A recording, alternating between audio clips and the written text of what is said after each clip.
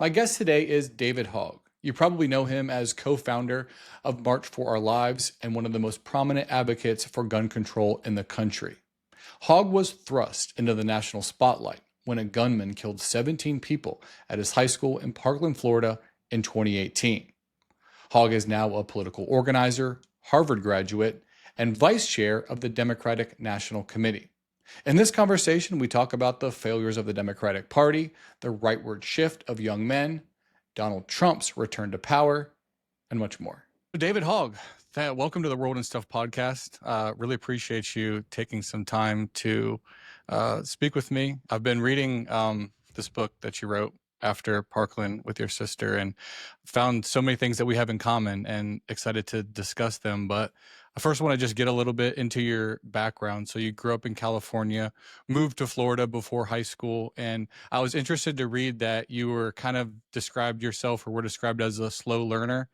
Initially, you were diagnosed with dyslexia, and you say that John Oliver saved you. For me, it was John Stewart. Why do you say that? Why did John Oliver, of all people, save you? I think it was because I had never really been that involved in politics or saw it as something that applied to me that much. But I think seeing it through the lens of John Oliver as a comedian that was going after these corrupt special interests and calling them out and making fun of them in a really accurate way was really appealing to me as a young man, because one, it was, kind of rebellious, and two, it was constructive. It was holding these corporate actors and other bad special interests accountable. And I found that really, really appealing to me. You had And these other, oh, sorry, go ahead. Keep going. that's it. No, I was just going to say you had these other influences that were also influential on me as well, like Vox News and Vice News. Yeah. You even write that Mike Wallace was a big influence on you too. And I grew up kind of being really inspired by 60 Minutes to get into journalism, and then combining that kind of more serious style with the Vox Vice News. I don't know what it was about it, but I don't know if you watch Johnny Harris's videos or people Yes. like that. He's super inspirational to me. And I wonder, like, it seems like you were really kind of on a trajectory to go into journalism, and that was like going to be your passion. Yeah, I certainly was. And I think what happened is after the shooting, my classmates, I went out there as initially a student journalist that wanted to talk about what happened that day so that my classmates would be able to make their voice heard on their own terms instead of, the media deciding what's newsworthy or not. But I realized very quickly that it wasn't going to be enough for me to just stand on the sidelines and talk about how terrible this was and be non-specific about what needed to happen when I knew what I believed needed to happen because of my experience in speech and debate. And it wasn't enough for me just to be behind the camera. It wasn't enough for me to be telling other people's stories when I saw something that could be done and wasn't at the time. As a generation, we grew up hearing from all of our politicians that they would send their thoughts and prayers after each one of these mass shootings. We saw that after Columbine, a year before I was born. We saw that after Sandy Hook. We saw that after so many shootings that had happened. And I knew that our generation, we knew that we really had to speak up. And it wasn't going to be enough just to stand on the sidelines and be some kind of like, non-biased reporter just talking about how terrible what happened was. We needed to change the narrative here ultimately and change the characters in it and put some pressure on them to do the right thing in the first place. But I certainly was on the pathway of becoming a journalist before the shooting. I just realized that it wasn't going to be enough just to talk about how terrible all this stuff is that was happening. We needed people to actually do something about it. After you moved to Florida, you kind of took on this extreme regimen that I was interested in asking you about. You're waking up super early, meditating. How did you get into that, and how do you think that changed your personality and kind of your trajectory? Because it's from reading what you wrote, it sounded like you came into this new school and it was a lot different than what you were used to, and you realized you had to change your ways at such an early age. To come up with that conclusion is interesting to me. Yeah, I mean, I think the reason why I developed that kind of routine was I had to work a lot harder to get just as far ahead as everybody else because of starting behind because of my dyslexia and everything like that. Um, and I knew I had a lot to catch up on if I wanted to be able to go to college. So I really had to lock in. And that's why I started waking up super early at, a lot of the time, 4 or 3 in the morning, going to bed at like 8 p.m., for example. And it was a combination of knowing I needed to lock in to be able to go to college. Because when I started high school, frankly, I didn't think I could go to college. I didn't think that I would have the grades. I didn't think I'd have the ability to. Um, and one, I had to overcome a lot of that kind of self-doubt and do as much as I could to improve my grades, study more, and focus on what was ahead. And it also came, frankly, from a sheer lack of boredom that I had living in Parkland because there was so little to do out there in general. It is the most suburban place imaginable. There are basically no third spaces or anywhere for young people to hang out besides, maybe going to a movie or something like that.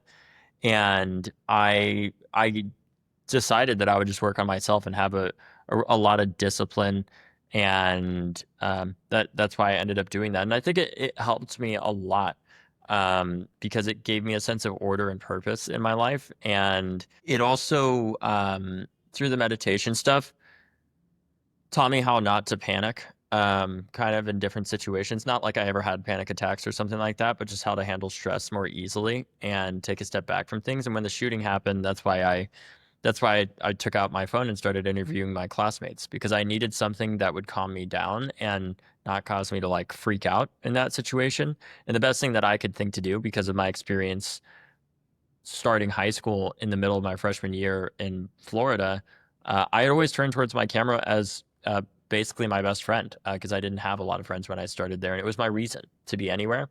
I didn't need to have a friend to go to a football game or prom or whatever else it might have been. I could just have my camera and be there as a student journalist covering it, and it was like the ultimate hall pass ever. And I used it during the shooting to interview my classmates, not knowing whether or not we were going to die, in our classroom, to talk to them about their thoughts on the NRA, their thoughts on gun control, their thoughts on what was happening here, so that hopefully if we did die, unfortunately, that hopefully our voices would carry on and create some kind of change. Because I knew that the number one strategy used by the NRA after these shootings is to say, you can't talk about this because you're politicizing tragedy.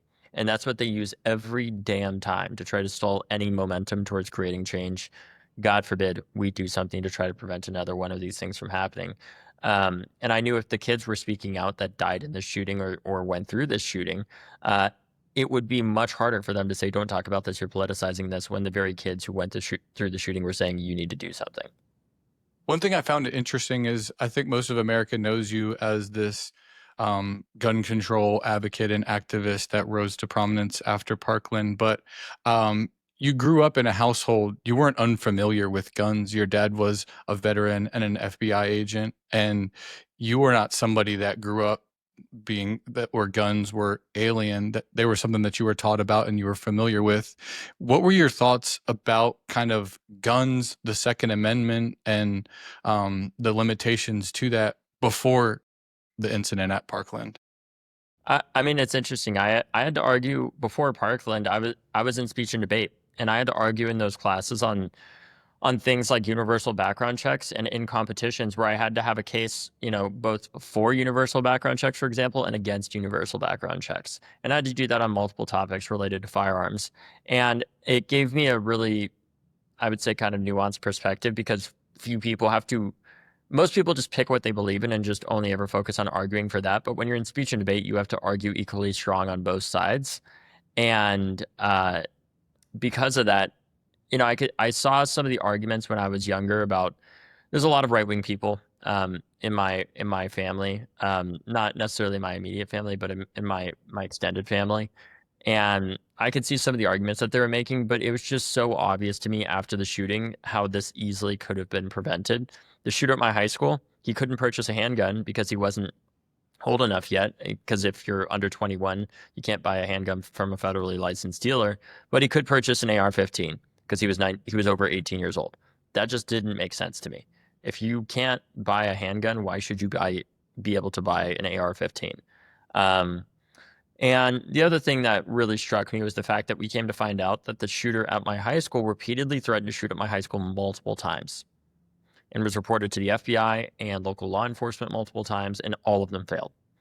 And part of what happened was that there was no law in place that could have removed his firearm from him, like a red flag law. And that is part of what changed my perspective on it, along with realizing that there's more nuance here. We can't just focus on how somebody gets a gun, although I think that is the most impactful thing we can do to reduce gun deaths. We need to focus as well on why are they picking up the gun to murder people at the same time. Why, whether it's a school shooting that is driven by hatred, like the shooter at my high school was, a white supremacist and anti-Semite that literally drew swastikas on all kinds of things that he owned. And I believe he drew it on his gun too, on the magazine as well. Whether it's addressing that kind of hatred or it's addressing the poverty that drives daily gun violence, that drives somebody to want to pick up a gun to go and kill somebody else, or it's addressing the despair that drives gun suicides. We can't just focus on how somebody gets a gun. We got to focus on both why do they pull the trigger and how do they get the firearm. A lot of experts talk about two things when it comes to how somebody ends up dying from gun violence. They talk about capability and they talk about intent. We need to talk about how do these shooters get the capability to be able to murder people, which is how do they get that firearm, and why do they have the intent to do that in the first place and not treat this as an either or. And that's part of what I try to emphasize in this work, is that I'm willing to work across the aisle with people, even if they're not willing to talk about stronger gun laws necessarily. Let's figure out what we can agree on, whether it's funding more mental health programs for the 2/3 of gun deaths that are suicides, funding programs that get young people that are the most at risk of both being victims and perpetrators of gun violence, because a lot of the time, young people that are committing daily acts of gun violence are teenagers that don't have jobs, that don't have opportunity, that don't have a pathway to college, that don't have great grades. How can we get the mentorship, resources, and the financial support so they don't feel the need to pick up a firearm? I'm willing to work across the aisle on those things because I don't see it as a compromise of my values. And even if it's only going to save one life, it is still worth it. I wanted to ask you about what happened at Parkland, and in this context.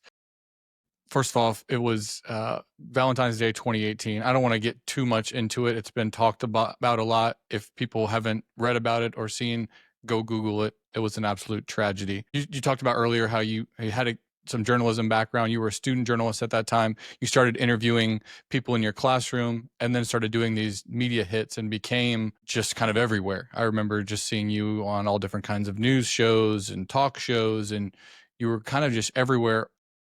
I guess you were 17 at the time. To be thrust into the national spotlight under those circumstances, then you become a target of the right wing online. You have the president's son liking a tweet accusing you of being in collaboration with the FBI. You were being called an actor. Looking back on all that, how do you think it affected your psychological development to be thrust into the national spotlight in those circumstances? I mean, it wasn't great, obviously. But I think what I've come to realize over time is the reason why they spread so many of those conspiracy theories. One is because it came out that there were active disinformation campaigns that were being pushed by the Russian government and peddled by a lot of Republicans that were useful idiots in promoting those conspiracy theories about the shooting at my high school not happening. There's a lot of people who say that I wasn't at my school during the shooting because of intentionally, manipulatively edited things saying that I went back to my school after the shooting, when what's true is that I was at school that day. I went home after the shooting, obviously, but then I came back to my school because there were all these journalists there, and I couldn't stand to be home and just sit around to do nothing. I felt like somebody had to say something, and that's how I showed up there to do my first interview on Laura Ingram's show. But what they take out of that context of when I say that is they'll cut it out and say, oh yeah, I rode my bike back to school because I couldn't take my car because I didn't have my car because it was at school. It was literally part of an active crime scene. And they'll edit that to make it sound like I wasn't even at school that day, even though I literally was interviewing my classmates during the shooting. What I realized in terms of why they were promoting that, it's because I was right in that you cannot say you're politicizing tragedy to a group of kids that went through this shooting, saying that they're politicizing their own tragedy where their friends died. So what do you do if you're in the position of the NRA? You can't argue with those kids. So what you have to do is create such a massive smear campaign that smear campaign, that disinformation, and those lies become the story instead of what those kids are saying, because they knew what we were saying was too powerful and it was too effective, because it was compelling, because we weren't owned by anybody. We weren't, part of any special interest. We weren't saying go out there and vote for Democrats or go out there and vote for Republicans or anybody like that. We were saying, screw all of you. You suck. You've all failed us, because they have, and shame them into acting. And they didn't know how to handle that, because they couldn't just write us off necessarily. And, it definitely took a toll, for sure. All the death threats that I got, that my family got, that my mom still is very traumatized from the aftermath of the shooting, with the death threats and everything. And she, still will get calls even years later of people saying that they're going to kill her, and they will not stop calling her and say that they know where she lives and all this other crazy stuff. So it has taken a big toll on my family. Was there ever a point during all of it that you had second guesses about becoming this public person? I mean, you were kind of like thrown into the spotlight. So much happened. Was there ever a point where you're like, I don't know, maybe I just want to go do something else with my life and not be such a target at such a young age? No, because my classmates had already lost what mattered most to us at that point.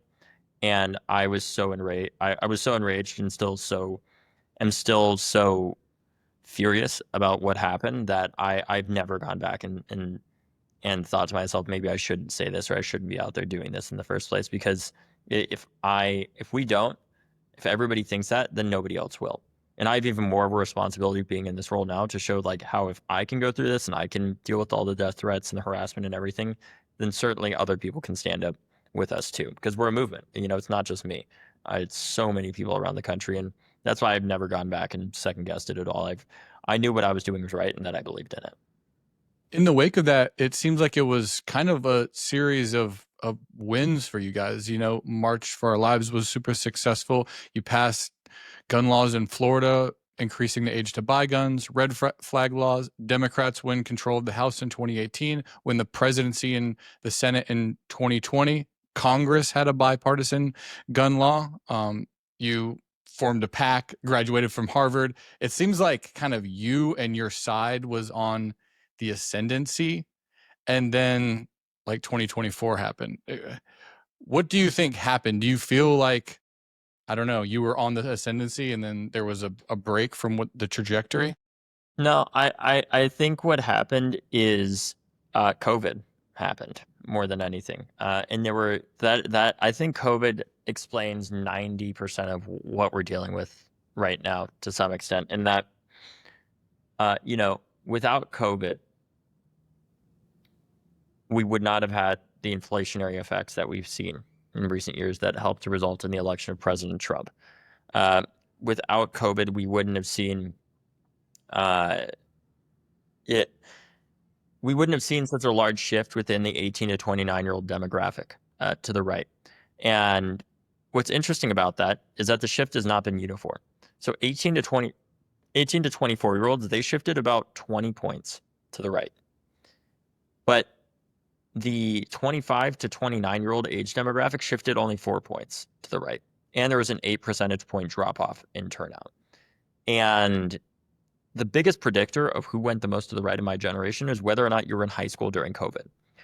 And I believe what has happened is a lot of our young people have had everything that they feel like they've been promised their entire lives already feel like it was evaporating before them, but really saw it evaporate totally. And, trust in society and other people collapsed during COVID, where our young people were so isolated. They were terminally on their phones. They were kept out of their classrooms. And I understand why we did that.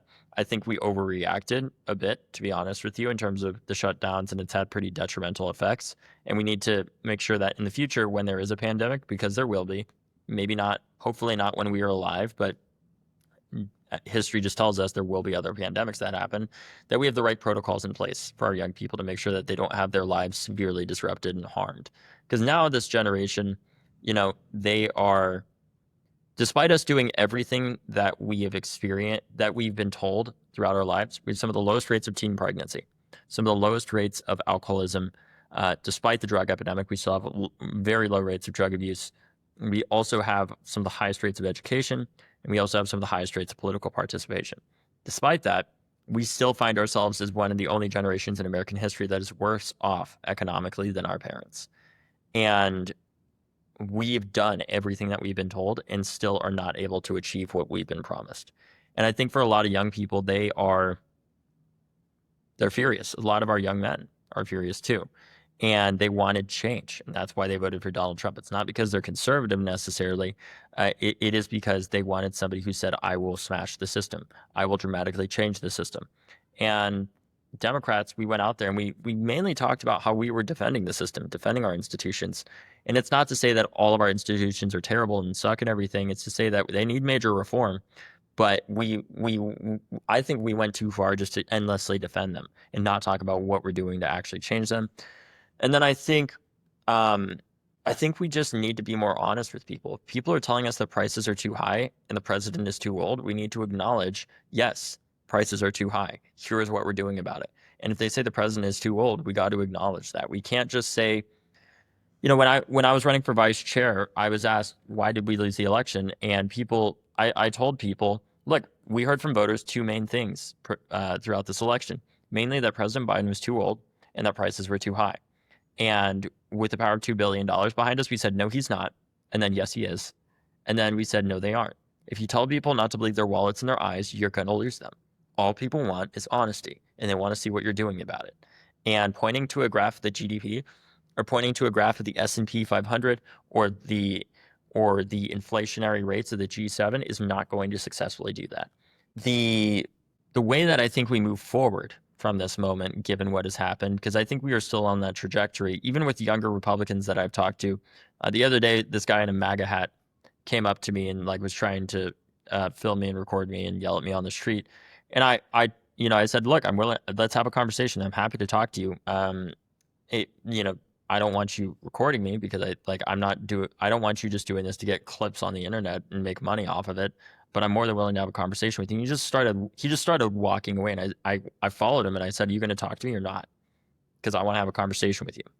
And he came back and I talked with him, and he was asking me questions about the shooting and other things like that. And by the end of it, he's like, I really respect that you had this conversation with me, and I wasn't expecting that. And I think for a lot of our generation, we know that something needs to be done about guns.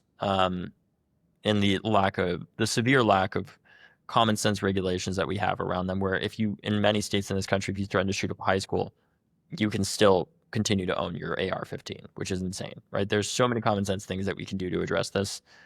And, we've definitely taken a step back on that trajectory, but it's important to note too, that what happened in this election, it wasn't a mandate.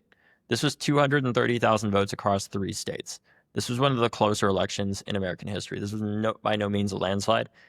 And people are really pissed off. I'm seeing on Twitter, all kinds of people who voted for Donald Trump saying, now I won't be able to retire because my 401k has gone down so much. Now, why are prices not lower? And people are waking up and realizing that he's a liar, right? And it does feel, this administration, this term does certainly to me feel different than the first. You talked about going too far on COVID. Do you think that progressives went too far on Me Too, Black Lives Matter, trans issues? Were those important racial and social reckonings, or did that end up being cases of overreach that led to a backlash and the return of Trump? I think in particular what has happened to some extent, one, the Democratic Party needs to stand with our marginalized communities and not throw them under the bus for this idea that somehow if we do, we're going to score electoral points. I do think that I want to make sure that we are focusing on every community and the specific needs of those communities. And I think one of the things that affects all of them, obviously, is corruption. It's also high prices.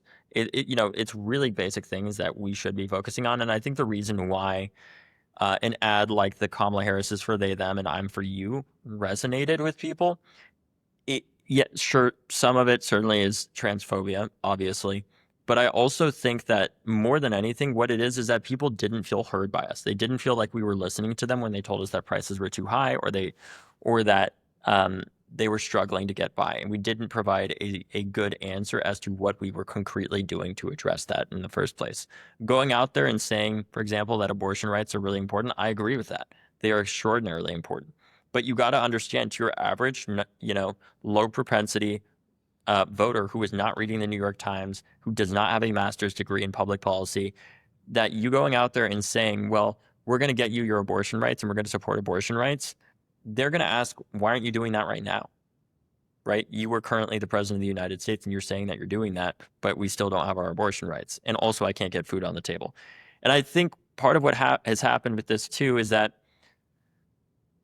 a lot of younger men, to some extent, feel like I don't think that they disagree with a lot of what we stand for, whether it's racial justice or gay rights or anything like that.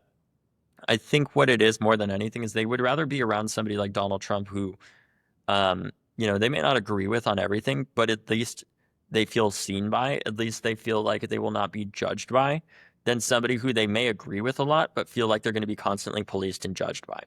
Do you think that there was a problem with on the left, like there was kind of this exercise in trying to out progressive each other or kind of publicly prove your progressive credentials in the post like George Floyd movements? I mean, even some of the stuff that you said, I wonder if you have any regrets about saying stuff like about, I don't know, defund the police or legalize all drugs or stuff that the right tries to label you with now and brings back quotes that you said during that time. Is that like, yeah, I wonder if there's just any acknowledgement from you or other progressives that maybe we were trying to like outcompete each other in the public spaces to say things that we might regret now. When I talked about a lot of that stuff publicly, I was 19 years old.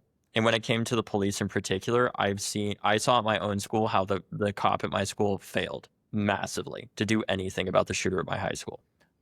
So to me, my thought process was, what good have they done? Because they couldn't even protect our classmates when we needed them to. I don't think that we should defund the police. I was 19 years old when I said that. And I think that we also need serious immigration reform, obviously, when it comes to things like ICE and the fact that they are detaining people and putting them in solitary confinement in particular and treating them really abusively in ways that we should not be, when many of the people that are detained by ICE have not committed any criminal act specifically, but they are being deported because they're here illegally, but they haven't harmed anybody. To me, that's not okay that we're putting, people that are simply here illegally in solitary confinement in really horrendous conditions, and also fueling a private prison industrial complex where a lot of those ICE detention centers are funded by, they are private prisons that are making billions of dollars off of our broken immigration system and are actively disincentivized to address that system at the same time. But yeah, like anybody, there are things that I said when I was 19 that I don't agree with now. But ultimately, I do have the same values of making sure that we're um, protecting our communities and making sure that everybody is safe in every single community, and we're not just putting people like my father and other people on the front lines of systems that are failing. Right? When it comes to gun violence in particular, yeah, we obviously police play a role in that, and that's really important. However, I don't want our teachers and law enforcement officers to have to deal with a 19-year-old that is shooting up a high school because he was able to legally continue to own that gun because our politicians refuse to have the courage to stand up and actually do something about it. I think that's bullshit, that we continuously put people on the front lines that should not have to be there. Obviously, law enforcement plays a role in responding to gun violence and a whole litany of other issues that we need them to respond to, but they should be their last resort and not the first response, because we should have politicians that are proactively acting enough so that these mass shootings are way less likely to happen in the first place. You talked about President Biden a few minutes ago, and you met with him. I think it was like in the summer of 23. You said recently that you regretted not telling him at that point that he should drop out of the race. Do you think part of the reason why the Democratic brand has taken a hit is because the party kept telling people that he would be able to serve another 4 years when it was obvious to a lot of people before the debate that that was not the case, and then I think it was probably seared in everyone's mind after the debate. What damage do you think that did? And if you could just talk about kind of what you regret about your role. Yeah, I mean, look, I I wish that when I met with President Biden, that I told him when he asked me how we get young voters, I wish that I told him that he should not run again. Of course, I would have been kicked out of the room and never welcomed back. But at least I would have told him what he needed to hear, and not just what he wanted to. And this is a problem that infects many administrations, right? Where people are incentivized to keep their jobs and keep the current power structures and basically keep the same guy in office, even if they necessarily aren't up to serve the job. And I think part of what made it difficult is that when I had that conversation with him, I'm sure like many other people in the party, he was fine. I had a very normal conversation with him for an hour, and he had just come back from being, I think it was in Vietnam for like a week or something like that. So he was even jet lagged and still able to have that conversation. And I think that sometimes people come in and out throughout the day in terms of being cognitively there. And ultimately, it doesn't matter, even if if it didn't appear that he was to the American people. If you're not able to do a Super Bowl interview, you shouldn't be president. Period. You're not just the commander in chief. You need to be the communicator in chief. And it did cause a huge collapse in trust with the American people. And it was a mistake to have him run again. And even he obviously admitted that with the fact that he decided not to run again. We needed to have a primary as well, in my opinion. I mean, the ideal situation would have been, of course, that was an accelerated timeline. The ideal situation would have been here for us to have President Biden not run again and have a fully Democratic Party primary where the candidates were able to talk about what they were going to do different from this administration, talk about the high prices and what they're going to do differently to address it. Now, I do want to say that I think the president did a remarkably good job, especially on the issue of guns, and a whole lot other litany of very important domestic issues. However, being a good president does not necessarily mean that you are the right person to run again, because the most important thing that president can do is to win again. And he obviously was not able to. What have you made about some of these books that are coming out or plan to come out that paint a pretty negative picture of Biden's inner circle that seems to have known that, it's one thing for you. You came in and meet him one time for a few minutes and get your time with him, but you have people in his inner circle that were saying that before the debate, it was very obvious that he wasn't up for this task and didn't say anything to anyone else and also continue to defend him even after the debate. It seems like, I don't know, does there need to be some kind of a purge within the party of people that perpetuated this and left the Democratic Party in the situation it is now? Well, I think naturally, to some extent, a lot of the people that were involved with that campaign are so enormously wealthy at this point that they're naturally going to leave the party. And that's fucked up.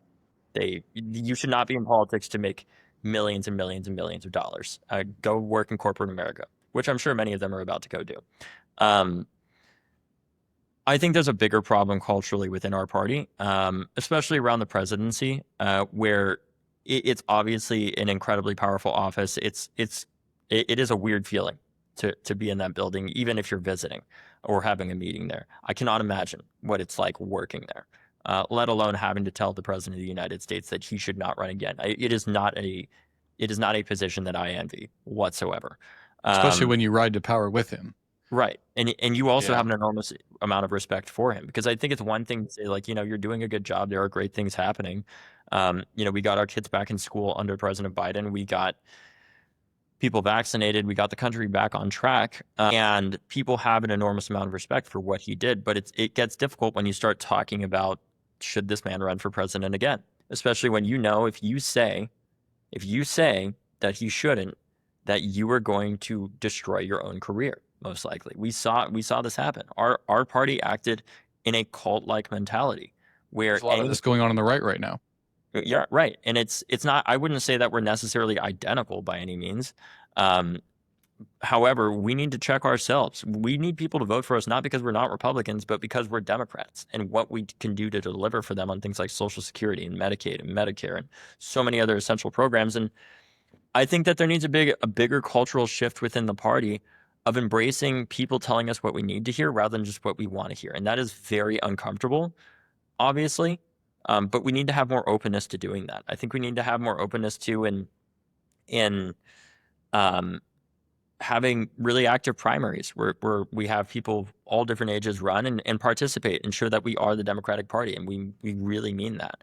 But look, it's a difficult position that a lot of those people are in, especially when if somebody is in cognitive decline, sometimes they're there, obviously, and then other times they may not be. And when the race is as consequential as this one was, you really don't want to mess that up, obviously. And of course, hindsight is 2020, and it's easy for us to look back at that moment and be like, well, obviously we know the right answer now.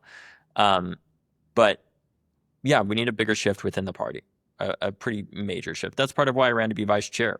When I ran, I wasn't going to tell people, oh, I'm not going to talk to you about whether or not I think President Biden should have ran again. The man himself did not run again. That answers that question. He should not have. Or he decided to end his run. So to me, that answers the question. And I'm just here to be honest. I'm not a politician. I'm not here to say that I'm perfect. I'm not here to endlessly defend everything the Democratic Party does. We have a lot of work to do ourselves, because I don't want people voting for us, like I said, because we're just not Donald Trump. That's not what you build a party off of, is just being the anti-version of somebody else. It's being a better version of yourself. That's how you build long-term power, and that's really what I want us to get back to doing. If prices are too high, I want us talking about what we're doing to bring them down, right? I want us to focus on issues that affect every single community of all races and backgrounds and geographies, right? I want to figure out, how can we address the housing crisis? That was the original reason why I moved to Parkland. It's because when my father faced an early retirement from Parkinson's disease, my family couldn't afford to live in California anymore with the astronomical cost of living, because he was going to be in medical retirement. So we moved to Florida, where we had family nearby and could afford to buy a house there. And it's not. Let me ask you one more question about 24, and we'll move on and talk more about the future of the Democratic Party and your role in it. But I'm going to offer up a critique of Kamala Harris. You tell me what you think. After months of preparation, she was asked how she's going to be different than Joe Biden. She didn't have a good answer for that. Inexcusable. And the fact that she even had to think about whether or not she should do Joe Rogan shows that she and her team did not understand the moment and the mode of communication that was going to be important. Yes. I mean, I think that she, look, I think that there were mistakes that were made, certainly.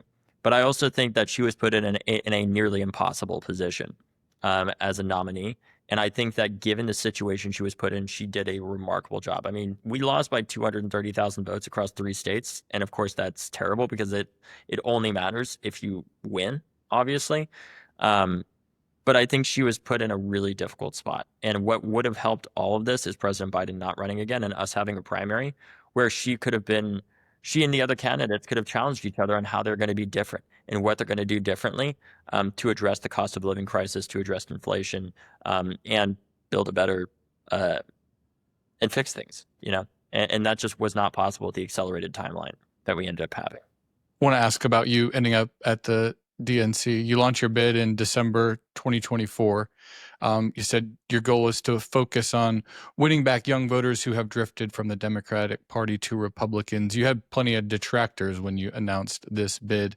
Tyler Harper, he's a writer at The Atlantic. I think he kind of summed it up pretty well here. He said, nothing against David Hogg one way or another, but I would humbly submit that an Ivy League educated, nice hair guy who was famous for being America's leading gun control advocate is probably not the best person to help Dems win back working class men in swing states. I know that in order to kind of secure your role there, you had to call a bunch of like small town mayors and party people. And I'm sure they asked you like, hey, what about all these lefty things you've said in the past? What was your pitch, and how did you win support from all these people being so young and kind of new to the Democratic Party machine?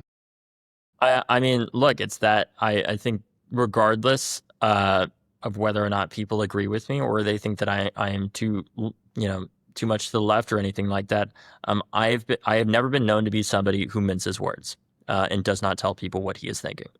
And the other thing is, I saw an opportunity. I ran for this role not because I thought that I'm perfect for it by any means. There's a lot of work that I have to do myself. But ultimately, when I saw there was a DNC executive committee meeting, and they were talking about why we lost. And the first thing that they brought up, our pollster brought up Molly, was 18 to 29-year-old voters. And I looked around the room and I did not see a single person under 40. And I saw an opportunity, and there was nobody in this race running at the time under 30 years old at all.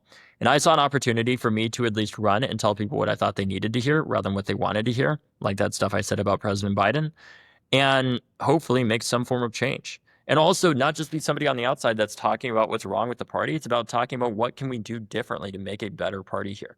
And I think that obviously we need to win back that, those working class voters. We also need to have our progressive base at the same time, and not lose them. And I think I have credentials with them that can help bridge that kind of divide a little bit.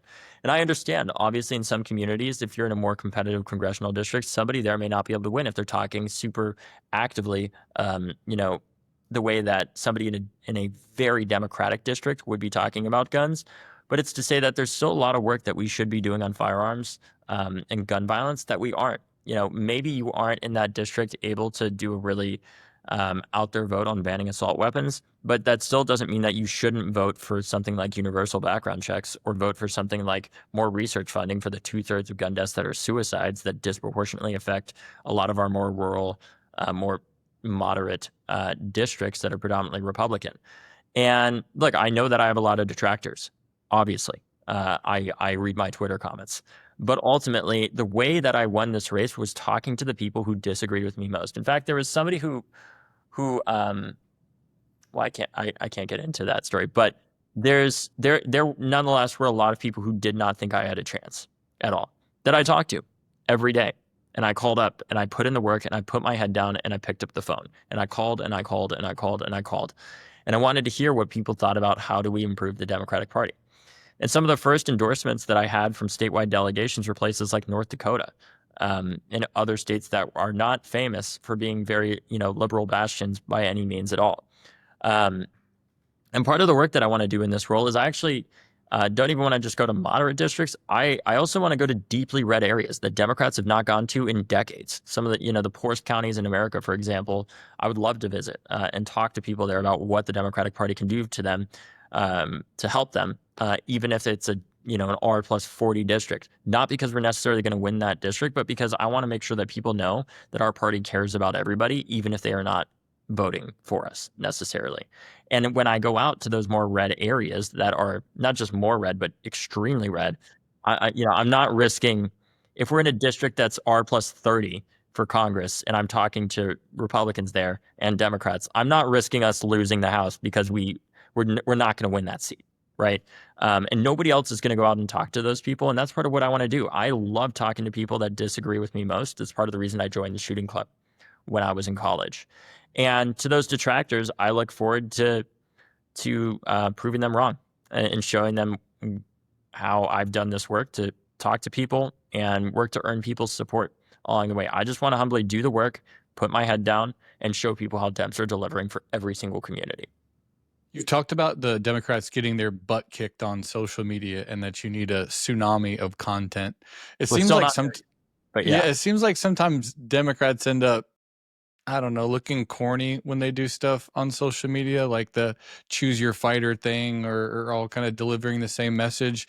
How do you be effective as a political movement on social media? How do you teach that? How do you foster that? I mean, honestly, it's what you got to do is you got to have our elected officials running their own social media to some extent. And this can be dangerous, certainly for some people that do not tweet the best things at times. But, I think it's safe to say we all know Donald Trump is not having some digital staffer in their 20s run his Twitter account, for better or for worse, right? And it certainly makes him more authentic. And that's part of what voters are craving. So I think there's two things that we need to do here to start out. One, our elected officials need to be doing their own social media.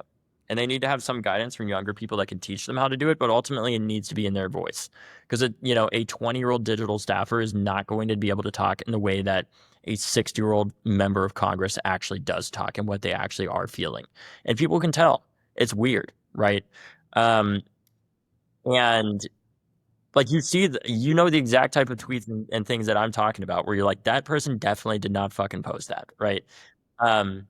So I think that's one part. And I think the other part is we got to get some more young people elected. in our state legislatures, in Congress, and to our city councils. Like, I think a great example of what we need to do are people like Shiasi, who's a New York City Council member and successfully leveraged TikTok to get hundreds of people to show up at a city council meeting to end broker fees across New York City, and told the story of that campaign throughout the process. I think it looks like people, to some extent, like AOC, talking on their live streams about what they're doing every day and what's going on and what people can do in this moment, because people just want to feel heard. And I think what's happening right now is there's a disconnect at the top of the party to some extent, not specifically with the DNC, but I think with a lot of our electeds that are out there in different leadership positions in the base of the party.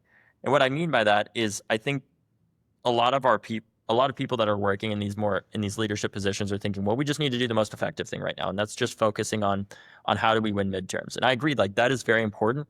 Whereas the base, they want to do anything. They want to feel heard. They don't want to feel alone.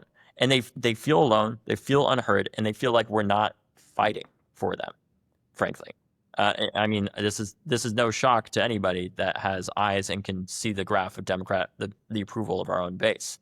And I think what we need to give people more examples of is, how can you participate in a town hall? Not just in a competitive district, although that's very important. And I'm happy that we're doing that at the DNC to get people to turn out, show up at town halls where Republicans are refusing to show up in competitive congressional districts around the country. But also in our safer seats, if it's D plus 20 or 30, getting them to show up there. We have Democrats there too who are mad, that want to feel heard and want to do something.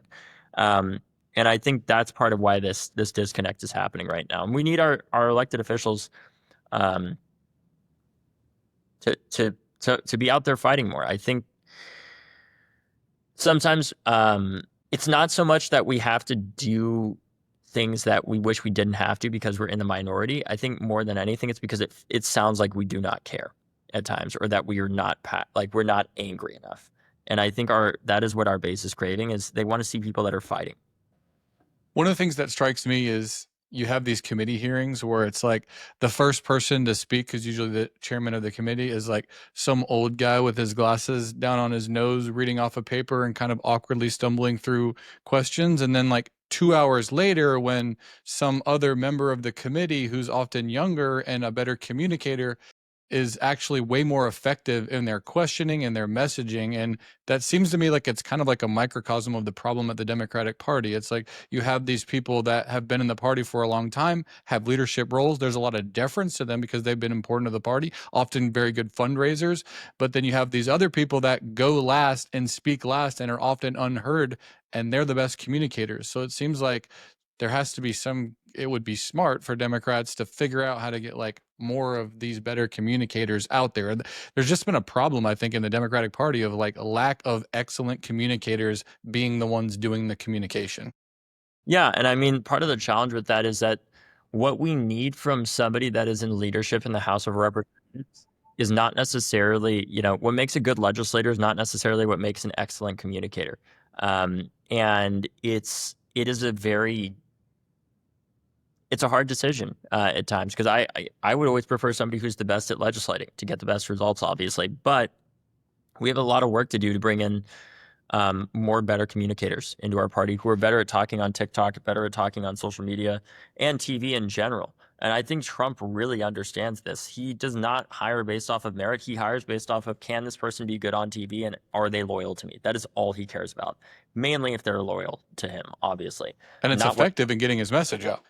It is. It certainly is. I mean, they're doing constant rapid response. They're responding to everything and going after everything. And there's this tendency, I think, in Democratic communications philosophy where it's just like, just don't acknowledge things and like it won't be a problem. And I think that is totally wrong. I think we need to fight back against everything, basically. I mean, obviously not things like renaming the Gulf of Mexico necessarily, but I think, if voters are telling us there is a problem with their prices, we need to acknowledge it and say what the hell we are doing about it, and actually be believable when we say that, because we actually are doing something about it and not just talking about it.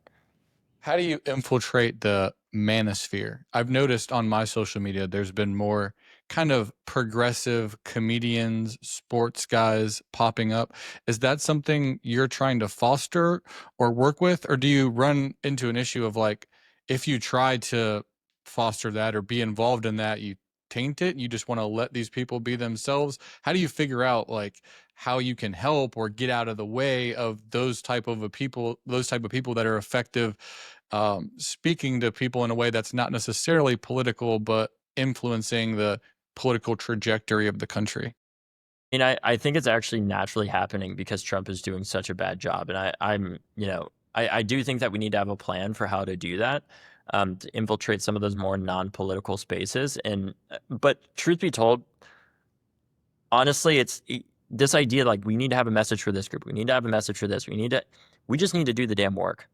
And people will respond to it because Trump is doing an awful job. And we're seeing that with some of the guys from Barstool talking about how, their portfolios are down several $1,000,000 because of Donald Trump after they went out and said like people should vote for him, for example. We're seeing that with comedians going out there talking about how like Trump is crazy. And it's not, I don't think the message is necessarily, oh my God, Democrats are great, because we're not. We are not there yet. We have a lot of work to do. But it's to say like, look, these people are insane, and this Democratic Party actually makes a bit more sense to go with, because we saw the results when they were out there. Yeah, inflation was high in part because of COVID and the fact that we had to save our economy from that, and that was going to have inflationary effects. But it was also, uh, you know, Trump's just crazy, and he's not doing a good job even. And that's what people wanted him, because they wanted change. And the change that they're seeing is that he is bringing down prices, but it is the amount of money that you have in your 401k, right? It is the amount that the prices that people were talking about were, at the grocery store. You're seeing those continue to go up, and they're not coming down, and they're likely not going to. And I think naturally that's going to start to infiltrate all these spaces. And it's pretty dramatic how much of it I'm seeing on Twitter myself, which already is so biased to the right wing. Obviously, it is pretty remarkable how people are increasingly upset. As you figure out this new direction for communication, I heard Chris Hayes and Ezra Klein talking about this subject the other day. I wanted to get your take on it. It was that like one of the things that Trump cracked about the political system is figuring out how much attention you can grab with like negativity, and how much like negative attention. It's almost like the concept of there's no such thing as bad publicity actually does apply to politics. How do you see that, and is there any truth to that Democrats can take from? Yeah, I mean, certainly. I think in politics, if you were responding, you were failing. And we are doing a whole lot of responding right now. In part because Trump has the bully pulpit of being president of the United States, obviously. But I think that we have to constantly be talking about what we're doing for people and how we're delivering for them in terms of lowering the cost of housing, lowering the cost of healthcare, and taking on corrupt actors and special interests that, whether they're polluting our waterways and air, or they're, defrauding people because they're going to a private university that is, no longer existent, for example, and what we're doing to stand up for people like that, ensure that their lives are not destroyed by these bad faith actors. And I think we need to be talking a hell of a lot more. And he knows, Trump understands that politics is spectacle. He does. We treat it like it's C-SPAN, and they treat it like it's WrestleMania, sometimes literally. Right.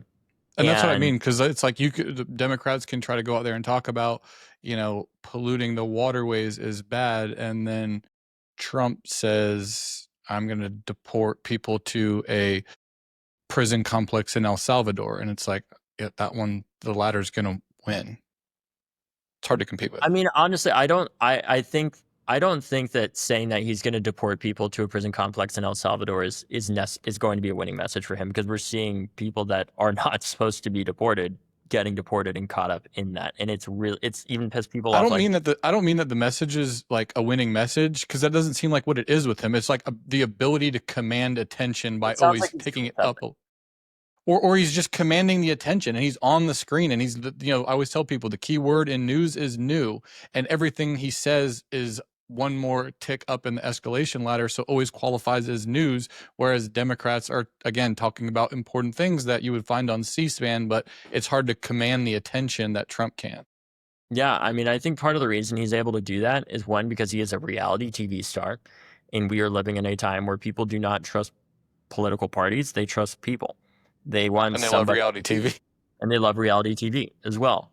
And I don't think that is I think there's a real danger for our country, and if that becomes the litmus test of who we elect is like how good are they on TV, because that is not good, as we're seeing. Um, but I think part of the reason why Trump is able to be as effective as he is frankly because I would describe him himself as a low information voter, which are the voters that are deciding these presidential elections. He is not reading his president's daily briefing almost ever, from what we've heard, right? He is watching Fox News occasionally, and probably spending a ridiculous amount of time on Truth Social and Twitter and other forms of social media, where a lot of these voters who are actually deciding the presidential election are getting their information. And I think ironically, him being so uninformed is part of why he is able to command that much attention, because he is letting the disinformation and misinformation that is affecting millions of Americans who are deciding these elections also guide the way he is thinking, which is terrifying because he literally is the president of the United States. And it's not a good thing. But what we do know about him is that he feels authentic to people. And he, frankly, I think his biggest strength is that he is funny to people. And when we go out there and we say all the time, oh my God, this man is a threat to democracy, he's going to end everything. One, when we talk about democracy, that might be good for raising money for donors. Everyday people do not give a shit about that, unfortunately, in terms of it actually motivating them, especially our young people, because they say, well, what has it done for me? I've seen, the American dream doesn't feel like it exists for us. The system isn't working. And if I can't feed myself, if I can't have a home, if I can't graduate college without a lifetime of debt, why would I care? And ultimately, you've been saying for 8 years that democracy is in danger, and I still can vote. So what are you talking about, right? And when we say that, and Trump then jokes about, something, and it makes people laugh, they say, well, what do you mean? This guy's not an authoritarian. He's a comedian. He's funny. And it's very disarming to people. And I think that's part of what gives me hope long-term about this, is that Donald Trump is such a unique person in terms of being able to command attention in the way that he does, because of the chaos and the brazenness and other things like that, that I don't see J.D. Vance or Donald Trump Jr. ever being able to command that same type of attention with the same type of charisma at all. That at least the type that was able to give people the idea that, well, for 230,000 of us, we're going to give this guy a shot. Ultimately, so that's what makes me hopeful long term. But we gotta do a better job of building a party and making people realize that you can be critical of the Democratic Party and still be in the party. We are the Democratic Party, right? We're a party that is supposed to be for everybody and incorporates them and involves them in the process and works towards a bigger goal together, even if we don't all agree. I may not agree with everything that, certain members of leadership in the party do, and they certainly do not agree with everything that I say, but ultimately we're working towards a same goal, of helping to improve this country and move it forward. All right, I know we're out of time here, but I just want to end on a quote from your book that I thought was super insightful. We have to learn to love ourselves for what we are instead of hating ourselves for what we're not. And then we have to love each other, love other people the same way, because if you wait for another day, that day might never come. I love that quote. It's very inspirational. I've been telling that to myself throughout the last week since I've read your book. So thank you for that quote, and thank you for your time talking to me. It's been an interesting conversation, and I wish you luck as you try to transform the party. Got a lot of work ahead. Thank you. All right, appreciate it.